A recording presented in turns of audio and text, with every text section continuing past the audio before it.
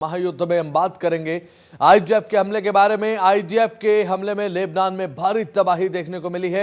भीषण बमबारी में 16 लोगों की मौत हो गई है, कई लोग घायल बताए जा रहे हैं।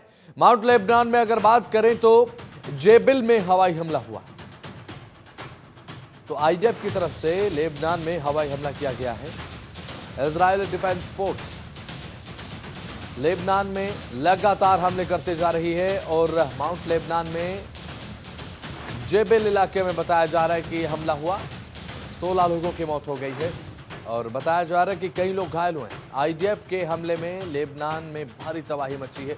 आपको बता दें कि भीषण बमबारी में 16 लोगों की मौत हुई है। माउंट लेबनान के जेबिल में यह हमला हुआ जिसमें 16 लोगों की मौत हो गई।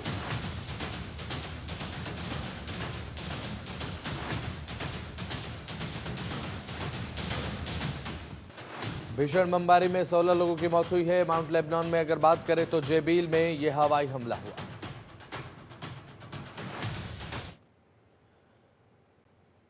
तो हिजबुल्लाह पर जो पेजर अटैक हुआ था, हिजबुल्लाह पर पेजर अटैक का खुलासा हुआ है। पेजर धमाकों के पीछे इजराइल का हाथ बेंजामिन नेतन्याहू ने खुद कबूल कर लिया है। लेबनान में मेरे आदेश पर पेजर हमला हुआ था, मैंने दी थी पेजर अटैक की मंजूरी, ये कहना है बेंजामिन नेतन्याहू का।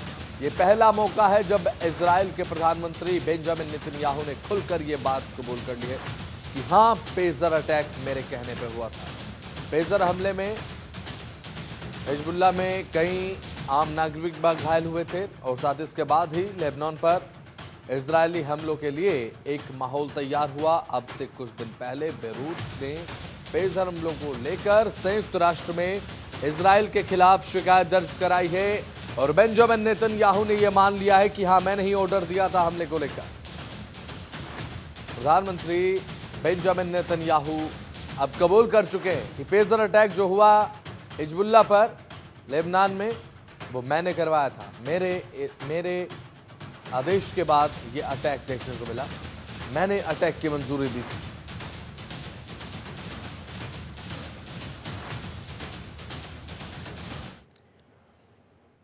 इसी बीच एक बड़ी खबर सामने आ रही है। इजराइल पर इराक की तरफ से हमला किया गया है। ड्रोन हमला इजराइल पर इराक ने किया है।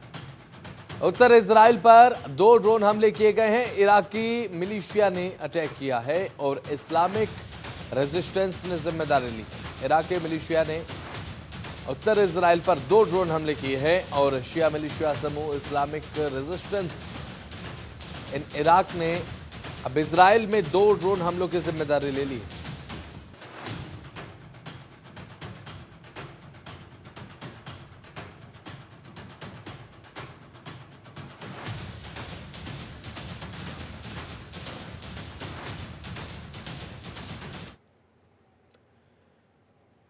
तो इजराइल और लेबनान युद्ध से जुड़ी एक बड़ी खबर आपको बता दें। हिजबुल्लाह ने इजराइल के लिए प्लान तैयार कर लिया है।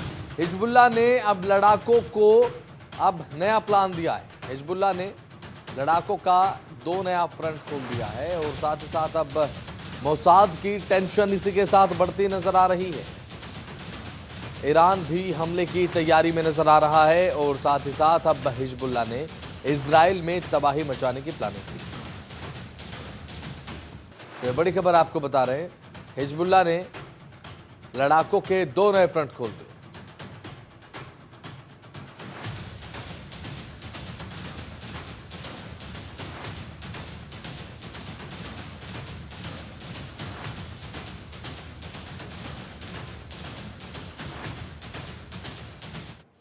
तो इस समय गतिरोध मध्य पूर्व में देखने को मिल रहा है। मिडल ईस्ट में हालात तनावपूर्ण है।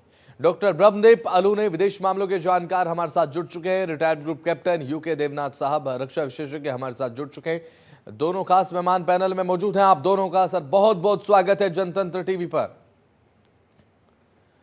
तो विदेश मामलों के जानकार हमारे साथ जो जुड़े हैं ब्रह्मदीप अलू ने, सर आपसे पहले समझना ये चाहेंगे कि किस तरीके से आप इस पूरे प्रकरण को देखते हैं और साथ ही साथ ये जो गतिरोध इस समय मिडिल ईस्ट में मध्य पूर्व में देखने को मिल रहा है, आने वाले समय में क्या मध्य पूर्व से होते हुए ये पूरी दुनिया को अफेक्ट करेगा? क्योंकि देखिए पूरी दुनिया पर प्रत्याशित अप्रत्याशित इसका असर तो अभी से पड़ना शुरू हो चुका है। देखिए जो सितंबर में वॉकी टॉकी के हमले हुए थे या पेजर हाँ धमाके हुए थे, जो लेबनान पर हिजबुल्लाह को निशाना बनाया था, उससे इजराइल ने जो मनोवैज्ञानिक बढ़त ली थी वो बढ़त अभी तक कायम है, जी क्योंकि इतने शातिर तरीके से निशाना बनाया गया था हिजबुल्लाह को। हिजबुल्लाह की कमर तभी टूट गई थी बिल्कुल। और फिर उसके कुछ दिनों बाद नसरुल्लाह को निशाना बना दिया गया था। हम्म। अब जहां तक मध्य पूर्व जहां पर खड़ा है, या ईरान के जो प्रॉक्सी समूह है, जो इराक भी शामिल है उसमें, ये लोग किसी बड़ी योजना पर काम कर रहे इजराइल को, तो अब जो है नेतन्याहू वो ज्यादा आत्मविश्वास से काम कर पाएंगे। हम्म। नेतन्याहू ज्यादा आक्रामक होकर काम करेंगे, क्योंकि उन्होंने अभी तक जो इजराइल है वो जिम्मेदारी लेता नहीं है हम लोग की, लेकिन इजराइल जी नेतन्याहू ने आगे बढ़कर जिम्मेदारी ली। इसका मतलब है कि उन्होंने बिल्कुल। उस मनोवैज्ञानिक बढ़त को ईरान के साथ, इराक, सीरिया, मिस्र, इन सभी देशों के सामने ये जी बात आगे बढ़ाई है कि अब इजराइल जो है वो ज्यादा आक्रामक होगा। रही बिल्कुल। बात ईरान क्या कर सकता है या हिजबुल्लाह क्या कर सकता है, तो मुझे लगता है कि अब हमास के बाद, हमास लगभग जो है वो विध्वंस होने की कगार पर है, नष्ट होने की कगार पर है। अब इसके बाद नेतन्याहू का जो पूरा झुकाव है वो हिजबुल्लाह पर हो गया है, और हिजबुल्लाह चाहे जितनी कोशिशें कर ले, लेकिन अब हिजबुल्लाह गहरे दबाव में है, क्योंकि इसके कमांडर लगातार मारे जा रहे हैं। इसके साथ ही साथ जो लेबनान की विविधता है वो हिजबुल्लाह को ज्यादा इजाजत देती नहीं है, क्योंकि वहां के जो सुन्नी मुसलमान है और बिल्कुल। जो वहां के क्रिश्चियंस हैं, जो 50% से तकरीबन ज्यादा दोनों हो जाते हैं, तो ये हिजबुल्लाह की उस नीति से परिचित नहीं, स्वीकार नहीं करते, जिसके अंतर्गत हिजबुल्लाह चाहता है कि अपने देश के डेवलपमेंट को छोड़ के वो सिर्फ इसराइल के खिलाफ युद्ध में लड़ जाए। बिल्कुल। तो हिजबुल्लाह गहरे दबाव में। दूसरी तरफ अब ट्रंप के आने के बाद ईरान भी दबाव में है, क्योंकि ट्रंप किस योजना को कब अंजाम दे दे। और सबसे बड़ी बात है कि जो ईरान की मनोवैज्ञानिक बढ़त थी पुतिन को लेकर, तो पुतिन का नजरिया अब ट्रंप को लेकर अलग होता है और बाइडेन को लेकर अलग था। तो कुल मिलाकर अब जो है, जो गेंद है वो ईरान के पाले में है, क्योंकि ईरान को अब किसी लंबी लड़ाई में उलझने के बजाय शांति की कोशिशें करना पड़ेगी। और मुझे लगता है कि आने वाले समय में ईरान कोई ऐसी गलती नहीं करेगा इसराइल पर हमला करने की, या हिजबुल्लाह कोई खतरनाक हमला नहीं करेगा, क्योंकि यदि ऐसा करता है तो वह ईरान के अस्तित्व के लिए बड़ा संकट पैदा करने वाला होगा। ट्रंप ईरान को लेकर बहुत आक्रामक है, हिजबुल्लाह को लेकर आक्रामक है, और जो ट्रंप है वो इसराइल को अपना एक खास रणनीतिक भागीदार जी स्वीकार करते हैं। वे नेतन्याहू पे इतना भरोसा करते हैं कि वो यरूशलेम को इसराइल की राजधानी घोषित कर चुके हैं।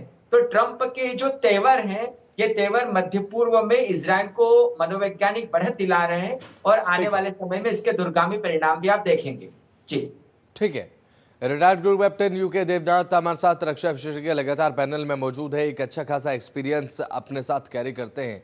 यूके देवनाथ जी, लगातार हम चर्चा करते हैं मध्य पूर्व के इस प्रकरण पर जो इस समय गतिरोध देखने को मिल रहा है, पूरी दुनिया पर इसका क्या असर। और देखिए अब तो बेंजामिन नेतन्याहू ने खुलकर कबूल कर लिया कि हाँ पेजर अटैक मैंने करवाया था, मेरे आदेश के बाद पेजर अटैक हुआ। क्या एक आक्रामक रवैया लगातार आगे बढ़ता चला जाएगा इजराइल का, लग रहा है आपको? बसंत जी, इसको इस तरह से समझना पड़ेगा कि बेंजामिन नेतन्याहू जो हैं वो अपने हम्म। जीवन में पॉलिटिकल सर्वाइवल के लिए लड़ रहे हैं। हम्म। उनको कोई भी प्लस पॉइंट अभी चाहिए ताकि वो इजराइल की पॉलिटिक्स में भविष्य में रिलेवेंट रह सकें।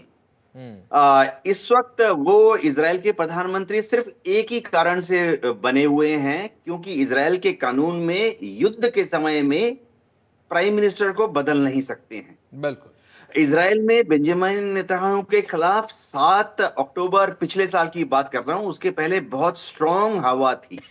ना सिर्फ आम जनता, ना सिर्फ लिक्विड पार्टी के लोग उनके विरुद्ध थे, वरन उनकी सरकार माइनॉरिटी में थी। और कुछ जी छुटभैया पार्टीज, एक्सट्रीम राइट ज्यूज जो थे, वो भी नेसेट में उनका साथ छोड़ने की बात कर रहे थे। सबसे खतरनाक बात उस वक्त 7 अक्टूबर के पहले बेंजामिन नेतन्याहू के विरुद्ध ये थी कि इजराइल की जुडिशरी, जिसको कि बेंजामिन नेतन्याहू लगातार कमजोर करने की कोशिश कर रहे थे, जुडिशरी ने थाम लिया था कि अब नेतन्याहू के ऊपर जितने 5-7 केस चल रहे हैं करप्शन को, उन सबको कंक्लूजन में लाना है। ये तो अच्छी बात हो गई नेतन्याहू के लिए कि 7 अक्टूबर को हमास ने हमला कर दिया इजराइल के ऊपर। हम्म। तो उसके बाद वॉर कैबिनेट उनका जो नियम है वो लागू हो गया और ठीक है। नेतन्याहू प्राइम मिनिस्टर आज तक बने हुए हैं। हाँ, वॉर कैबिनेट को डिसॉल्व हो गया क्योंकि उनमें अंदर बहुत ज्यादा गतिरोध था। और तो और अंदर की गतिरोध की नेतन्याहू से विरोध का सबसे बड़ा प्रमाण है कि उन्हें अपने डिफेंस मिनिस्टर को योव गॉलन को पिछले हफ्ते बर्खास्त करना पड़ा। हम्म। युद्ध के समय में अगर एक प्रधानमंत्री को अपने डिफेंस मिनिस्टर को बर्खास्त करना पड़ रहा है तो आप समझ सकते हैं कि उनकी सरकार के अंदर आंतरिक गतिरोध कितना ज्यादा है। हम्म। तो नेतन्याहू टिके हुए हैं क्योंकि वो एक्सट्रीम विचारों के प्रधानमंत्री हैं। दुनिया में कोई भी देश का प्रधानमंत्री इतने एक्सट्रीम विचारों के साथ कभी टिक नहीं सकता। ऐसा ही विचारधारा अगर अमेरिका का कोई प्रेसिडेंट जिस तरीके से या यूके देवनाथ जी आपने बात कही कि यहाँ पर महत्वाकांक्षाएं जो हैं वो भारी पड़ती हुई नजर आ रही हैं, बात अगर करें बेंजामिन नेतन्याहू की, तो इस हिसाब से तो बेंजामिन नेतन्याहू को अंजाम तक पहुंचाएंगे ही नहीं इस लड़ाई को, इस गतिरोध को जो ईरान के साथ भी चल रहा है, फिर हमास के साथ भी चल रहा है, लेबनान के साथ। बसंत जी, क्योंकि मैं फौज में 34 साल था और जब सीनियर पोजीशन में था तो मिग 23 पायलट था, लेकिन जब जी। मैं सीनियर पोजीशन में था तो मेरा काम आस्ते आस्ते फ्लाइंग से शिफ्ट हो गया एडमिनिस्ट्रेशन एंड वॉर लॉजिस्टिक्स की तरफ, जिसे हम बोलते हैं ऑपरेशनल लॉजिस्टिक्स। जी। देखिए, बेंजामिन नेतन्याहू या इजराइल आज की तारीख में इस लड़ाई को लड़ क्यों पा रहा है, इजराइल के पास इतनी ताकत कहां से आ रही है, ये हमें ऑपरेशनल लॉजिस्टिक्स पॉइंट से समझना पड़ेगा। इजराइल ऑन एन एवरेज हर रोज अपने दुश्मनों पर 100 बॉम्ब्स गिरा रहा है। इजराइल की एयरफोर्स हर रोज करीबन 50 सॉर्टीज लॉन्च करती है। एक एक सॉर्टी में एक एक जहाज जो है उनका 2 जीपीएस गाइडेड या लेजर गाइडेड या इनर्शियल नेविगेशन गाइडेड बॉम्ब गिरा रही है। इतने सारे बॉम्ब इजराइल क्या अपने यहां बना रहा है? मैं खुद इजराइल नहीं गया, लेकिन मेरे साथ के जो अगली कुर्सी में बैठे थे मेरे ऑफिसर, वो गए थे इजराइल में। देखिए, इजराइल में कुछ नहीं है, पूरे इजराइल में जमीन के नीचे रेत के अलावा कुछ नहीं है। बॉम्ब बनाने के लिए आपको आयरन की दरकार पड़ती है, स्पेशल अलॉयज की दरकार पड़ती है, कॉपर एल्युमिनियम की दरकार पड़ती है, और तो और आपको सल्फर की दरकार पड़ती है, नाइट्रेट्स की दरकार पड़ती है। इजराइल में जमीन के नीचे कुछ नहीं है। तो इजराइल अपने यहां बॉम्ब बनाता है, कुछ बॉम्ब बनाता है, दिन में 10 बॉम्ब बना लेता है, दिन में 20 बॉम्ब बना लेता है। तो बाकी 80 बॉम्ब जो इजराइल गिरा रहा है हर रोज अपने दुश्मन के ऊपर, वो कहां से आ रहे हैं? ये भी मैं एक इजराइल प्रश्न के है। विरोध में नहीं बिल्कुल। बोल रहा हूं, मैं operational logistics as a military strategic analyst. देखिए, सिविल में एक सप्लाई चेन मैनेजमेंट का शब्द होता है, सप्लाई चेन मैनेजमेंट। अगर इजराइल 100 बॉम्ब हर रोज गिरा रहा है, मैं युद्ध की लंबाई की बात कर रहा हूं, हाँ। और उसमें से 20 वो अपने यहां बना रहा है, तो बाकी 80 बॉम्ब्स कहां से आ रहे हैं? एक सॉफ्टवेयर है, डाउनलोड कर सकते हैं, ग्लोबल फ्लाइट ट्रैकर। हर रोज यूएस एयरफोर्स की जो स्ट्रेटेजिक एयरलिफ्ट कमांड है, उसकी C5A स्टार लिफ्टर एयरक्राफ्ट और C-17 ग्लोब मास्टर, जो कि इंडियन एयरफोर्स के पास भी है, वो भर भर के 2 जगह से इजराइल को भर भर के हर रोज 5-5, 7-7 हवाई जहाज में सप्लाई कर रहे हैं बॉम्ब्स। एक है सीधा अमेरिका के बॉम्ब्स मेकिंग कारखानों से सीधा इजराइल के बेन गुरियन इंटरनेशनल एयरपोर्ट, और सेकंड सोर्स है अमेरिका ने नेटो के, यूरोप में नेटो के अलग अलग देशों में जो भंडारण बना रखे हैं अपने बॉम्ब्स के, जिससे कि वो रूस के विरुद्ध युद्ध लड़ने की तैयारी कर रहा है पिछले 70 साल से, उन नेटो स्टोर से अमेरिका इनको ट्रांसफर कर रहा है इजराइल की एयरफोर्स को। अगर ये नहीं होता तो इजराइल के पास जो बॉम्ब्स हैं वो शुरुआती 40 दिनों में खत्म हो जाते। आज भी अमेरिका अगर ये बॉम्ब्स देना बंद कर दे तो लड़ाई एक दिन में बंद हो जाएगी, और आज भी अगर अमेरिका इन बॉम्ब्स को देने की जो गति है, rate of supply, rate of issue, अगर ठीक है। महज 20% कम कर दे तो ये लड़ाई अगले 7 दिन में खत्म हो जाएगी।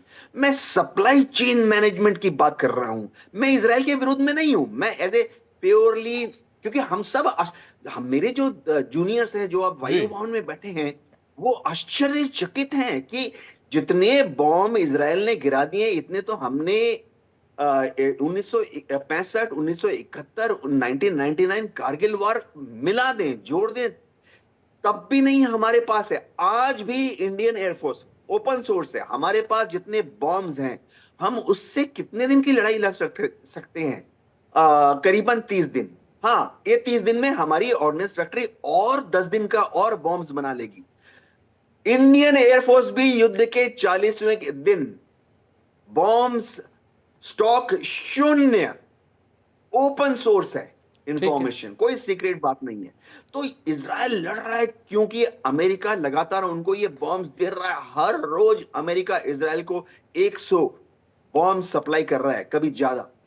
तो जिस दिन अमेरिका या अब ट्रंप बॉम्ब सप्लाई करना थोड़ा सा आस्ते कर देंगे, धीमा कर देंगे, नेतन्याहू विवश हो जाएंगे अगले 7 दिन में बातचीत करने के चलिए लिए। ठीक है, मैं लौटूंगा आपके पास। डॉक्टर ब्रह्मदीप अलूने हमारे साथ लगातार विदेश मामलों के जानकार बने हुए हैं। डॉक्टर ब्रह्मदीप अलूने, देखिए डोनाल्ड ट्रंप की तरफ से ये बात कही गई थी कि जब मैं प्रेसिडेंशियल इलेक्शन जीत जाऊंगा तो उसके बाद 1 दिन में लड़ाई रुकवा दूंगा। इस बयान की, इस दावे की, इस वादे की जो प्रेसिडेंशियल इलेक्शन के दौरान डोनाल्ड ट्रंप ने ठोक दिया, इसकी क्या असलियत, इसके क्या मायने जब धरातल पर इसे एग्जीक्यूट करते हैं? अगर इस वादे के हिसाब से चले तो यहां पर इजराइल को सपोर्ट करने से अमेरिका को अपना हाथ खींचना होगा। अगर हाथ अमेरिका खींचता है तो इजराइल की जो एक बहुत बड़ी यहूदी ज्यूज की लॉबी जो अमेरिका में है, क्या अमेरिका को राजनीतिक तौर पर एक अस्थिरता का सामना करना पड़ सकता है क्या? नहीं, देखिए बसंत जी, एक बात बहुत स्पष्ट है कि कोई भी जो देश होता है, खासकर अमेरिका की यदि बात करें, तो उनकी राजनीतिक पार्टियों के राजनीतिक एजेंडे अलग अलग हो जाते हैं, लेकिन या हो सकते हैं। लेकिन जब अमेरिकन हित की बात आती है तो फिर अमेरिकन हित को बदलने की न तो ट्रंप कोशिश करते हैं, न बाइडेन कोशिश करते हैं। यदि आप इजराइल की बात करें तो इजराइल अमेरिकन हित का प्रतिनिधित्व करने वाला मध्य पूर्व में वो राष्ट्र है जिसके बिना मध्य पूर्व में अमेरिकी हितों की कल्पना ही नहीं की जा सकती। अब आप देखिए कि जो मध्य पूर्व है, मध्य पूर्व का जो तेल है वो यूरोप के मुस्कुराने का कारण है। मध्य पूर्व की जो राजनीति है, कूटनीति है, धार्मिक नीति है, गृह नीति है, वहां पर पूरी तरीके से अमेरिका हावी है। अंततः अमेरिका को हावी होने की जरूरत क्यों पड़ती है? और इन सबके बीच में आप देखिएगा, आप बहरीन को ले लें, आप सऊदी अरब को ले लें, आप संयुक्त अरब अमीरात को ले लें, अजरबैजान से लेकर आप पूरे ईरान के आसपास के इलाकों को ले लें, तो वहां पर आपको अमेरिकन सैन्य अड्डे नजर आते हैं। और एकमात्र जो देश जो मध्य पूर्व में अमेरिका की मुश्किलें बढ़ाता रहा है या इजराइल की मुश्किलें बढ़ाता रहा है वो ईरान है, जो 1979 से लेकर अब तक तकरीबन 50 साल होने में आए हैं, तब तक अमेरिका और इजराइल के लिए मुश्किलें लगातार बढ़ा रहा है। अब ये जो दोनों देश हैं या जो अमेरिकी हित हैं, वो इस बात का इंतजार कर रहे थे कि कैसे ईरान को अस्थिर किया जाए, कैसे जो ईरान है उसके धार्मिक नेता को प्रभावित किया जाए, और कैसा ईरान में वो सरकार आए जो अमेरिका और इजराइल की जो सत्ता है या अमेरिका और इजराइल के जो हित है उनको पूरा करे। तो अब ईरान जो है वो जो फिलिस्तीन और इजराइल को लेकर बुरी तरीके से घिर गया है, और अब ईरान उस कगार पर पहुंच गया है जहां पर ट्रंप उस पर आसानी से हमला कर सकते हैं, और आने वाले समय में ट्रंप उस पर हमला करेंगे भी। लेकिन जहां तक सवाल है अमेरिका में अस्थिरता का, तो अमेरिका की जो राजनीतिक पार्टियां हैं, चाहे रिपब्लिकन हो या डेमोक्रेट्स को, वहां पर जो श्वेत राष्ट्रवाद है या जो क्रुद्ध श्वेत जिसके बल पर ट्रंप चुनाव जीते हैं, वो पूरी तरीके से इजराइल का समर्थन करते हैं, वो यहूदियों का समर्थन करते हैं, क्योंकि यहूदियों से उनके सांस्कृतिक और बड़े ऐतिहासिक संबंध रहे हैं। तो ये दोनों पार्टियां, कमला हैरिस भी आ जाती या ट्रंप हैं, तो ये दोनों इजराइल के हितों को कभी प्रभावित करने की कोशिश कर ही नहीं सकते, क्योंकि जिस प्रकार से, और ट्रंप तो एक स्वयं व्यापारी है, और ट्रंप इस बात को भली भांति जानते हैं कि जो यहूदी व्यापारी है वो न केवल अमेरिका में लेकिन रूस में भी पूरी तरीके से हावी है। पुतिन भी इजराइल का विरोध करने का साहस नहीं कर सकते। ठीक है। तो न तो अमेरिका में कोई सत्ता स्थिर हो सकती है, न रूस में पुतिन अस्थिर हो सकते हैं। ठीक है। आने वाले समय में अस्थिर हो सकता है ईरान, और आप देखेंगे कि आने वाले बिल्कुल। समय में ट्रंप और इजराइल ज्यादा आक्रामक होकर ईरान को निशाना बनाएंगे। बसंत जी। चलिए ठीक है। ग्रुप कैप्टन यूके देवनाथ जी हमारे साथ लगातार बने हुए हैं। यूके देवनाथ जी, देखिए अभी फिलहाल खुलकर जिम्मेदारी यहां पर ले ली है बेंजामिन नेतन्याहू ने कि हाँ, मेरे आदेश के बाद ही लेबनान में हिजबुल्लाह के ठिकानों पर पेजर अटैक हुआ, और साथ ही साथ जिसमें करीब 300 लोगों के आसपास बताया जा रहा है कि घायल भी हो गए थे। अब इतने समय के बाद जिम्मेदारी लेना, इसके क्या मायने हैं? पहले जिम्मेदारी क्यों नहीं ली और अब जिम्मेदारी क्यों ली, इसके क्या मायने आप देखते हैं? जी हाँ बसंत जी, देखिए जहां तक इंटरनेशनल कानून की बात है, युद्ध के दौरान शांति के समय तो कर ही नहीं सकते। युद्ध के दौरान बिल्कुल। भी दुनिया का कोई देश, अमेरिका भी नहीं, भारत भी नहीं, उसके लिए ये निषेध है कि युद्ध के दौरान आप कोई ऐसा वेपन सिस्टम इस्तेमाल करें जो कि बिल्कुल। दुश्मन देश में नॉन मिलिट्री एरिया या नॉन मिलिट्री पर्सनल को एट रैंडम, यानी इधर उधर कहीं पे भी किसी को भी लपेट में ले सकता है। ये इंटरनेशनल वॉर क्राइम है, ऐसे कार्रवाई को या ऐसे वेपन सिस्टम को इस्तेमाल करना। तो नेतन्याहू के विरुद्ध ना सिर्फ यूनाइटेड नेशन में, वरन इंटरनेशनल जुडिशियल सिस्टम के तहत आईसीजे में भी केस चल रहा है, और नेतन्याहू तो वॉर क्रिमिनल डिक्लेयर कर दिए जाएंगे, इसमें कोई शक नहीं है, जिस तरह से पुतिन को किया गया है। अब नेतन्याहू को मालूम है कि क्योंकि इंटरनेशनल वॉर क्रिमिनल उनको डिक्लेयर कर भी दिया जाता है तो उनको कुछ फर्क नहीं पड़ता है, क्योंकि उसमें कोई प्रावधान नहीं है किसी को भी पकड़ के सजा देने का, जैसे पुतिन अभी भी घूम रहे हैं। हाँ, बिल्कुल। नेतन्याहू को फर्क क्या पड़ता है कि दुनिया के कुछ देशों में वो भविष्य में नहीं जा पाएंगे। ये समझना पड़ेगा कि दुनिया के जितने देश ऐसे हैं जो कि इजराइल का समर्थन नहीं करते हैं, कभी भी नेतन्याहू उन देशों को भ्रमण नहीं कर पाएंगे।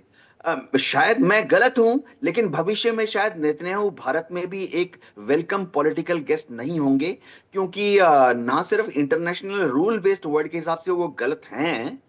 मतलब मैं आवेश में भावेश में बात नहीं कर रहा हूं, मैं तथ्यों के ठीक है। प्रमाण पर बात कर रहा हूं। हाँ। शायद भारत में अगर वो आ गए एज ए ऑफिशियल गेस्ट, तो भारत में बहुत बड़ी तादाद ऐसी है लोगों की जो कि इसको भारत सरकार के इस जजमेंट को कि नेतन्याहू को इंडिया में इनवाइट कर लिया गलत मानेंगे। तो उनका इंटरनेशनल पॉलिटिकल कैरियर अब आप देखिए, जब तक नेतन्याहू जीवित हैं वो सिर्फ अमेरिका जाएंगे भ्रमण के लिए, कनाडा जाएंगे, इंग्लैंड जाएंगे। नेतन्याहू शायद भ्रमण के लिए जर्मनी में भी कभी इनवाइटेड नहीं होंगे, ऑफिशियल कैपेसिटी में भी नहीं, प्राइवेट कैपेसिटी में नहीं, क्योंकि उन्होंने बहुत सारे मानव अधिकारों का उल्लंघन किया है। जो रूल है, मैं नियम के हिसाब से बात कर रहा हूं, मैं भावनाओं की बात नहीं कर रहा हूं। ठीक है। लेकिन उन्होंने ये बयान क्यों दिया? इजराइल कभी नहीं करता था, आज क्यों ओन अप कर लिया?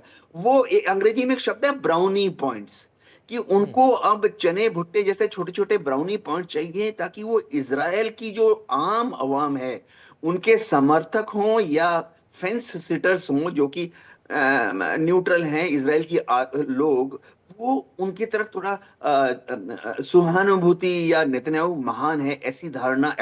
मैं मिलिट्री साइकोलॉजी के लिए बात कर रहा हूं। देखिए, मिलिट्री में एक शब्द है कि कमांडर जब दुश्मन पर हमला करता है, कमांडर को जो सपोर्ट करते हैं वो तो सपोर्ट करते हैं। कमांडर जब दुश्मन बिल्कुल। पर हमला करता है, जो विरोधी हैं, खट्टर विरोधी हैं, वो तो विरोधी रहेंगे। लेकिन बीच में एक इलाका होता है ग्रे जोन, जिसमें 7% से लेके 12% लोग ऐसे होते हैं, फेंस सीटर अंग्रेजी शब्द है, जो ना उस तरफ होते हैं ना उस तरफ होते हैं। तो ऐसा बयान देके, बहुत ही भयंकर बयान दिया है डिप्लोमेटिक लेवल पे। तो ऐसे अगर आप आज इजराइल की फाइलों में चले जाएंगे, मैं आपको यकीन दिला सकता हूं कि इस बयान को देने के लिए ना मिनिस्ट्री ऑफ डिफेंस का अप्रूवल था, ना मोसाद का अप्रूवल था, ना शिनबेट, क्योंकि ये कार्रवाई मोसाद से ज्यादा शिनबेट इन्वॉल्व थी, इस टेक्निकल जो इसका मैनेजमेंट था। कोई भी किसी ने भी क्लियर नहीं किया होगा कि प्रधानमंत्री ऐसा बयान दे, लेकिन उन्होंने सबको दरकरार करते हुए ये बहुत ही भयंकर स्टेटमेंट दी है। इसके ठीक बाद है। मैं बताता हूं क्या क्या हो रहा है। हाँ। इसके बाद नेतन्याहू के तो थोड़े बहुत सपोर्टर यूरोपियन कंट्रीज थे ना, उनके नेता भी अब छुप छुप के मुंह छुपा रहे हैं कि यार नेतन्याहू क्या बयान दे दिया, जो कि यूरोप के जो नेता जो इजराइल को समर्थन करते हैं उनको भी दुविधापूर्ण स्थिति में डाल दिया अब नेतन्याहू ने, क्योंकि यूरोप के उन देशों में जहां थोड़ा बहुत सपोर्ट इजराइल के लिए था, वहां पे भी अब जो लोग, देखिए यूरोप के लोग जो हैं, समझना पड़ेगा, वो मानव अधिकारों का जो समर्थन करते हैं, वो भावना दुनिया के हम समझ ही नहीं सकते। बिल्कुल। एशिया के लोग हम समझ ही नहीं सकते अगर आप यूरोप के लोगों से ज्यादा मिले नहीं हैं। उनका विचार ना लेफ्ट होता है, ना राइट होता है, ना बिल्कुल। ग्लोबल नॉर्थ की तरफ होता है, ना ग्लोबल साउथ की तरफ होता है। वहां एक पिछले 10 साल से एक अजीब सी हवा चली हुई है, ह्यूमन राइट्स। बहुत कम लोग होते हैं, करीबन 20 से 27% लोग, लेकिन ये लोग अब अपने अपने प्रधानमंत्री और राष्ट्रपति को, यूरोप के देशों की बात कर रहा हूं, बाध्य करेंगे कि सर आप क्यों आंख बंद करके नेतन्याहू को सपोर्ट कर रहे हैं। तो यूरोप के देशों के जितने प्रधानमंत्री हैं, चलिए प्रेसिडेंट हैं, ठीक है, वो समय की आज कमी है बड़ी सर, माफी चाहूंगा दुविधापूर्ण। बीच में रोक रहा हूं। बहुत बहुत शुक्रिया आप दोनों का, आप जुड़े, ब्रह्मदीप अलोने साहब और साथी यूके देवनाथ जी, बहुत बहुत शुक्रिया आपका। तो चलिए फिलहाल इस पेशकश में इतना ही। आप देखते रहें जनतंत्र टीवी। नमस्कार।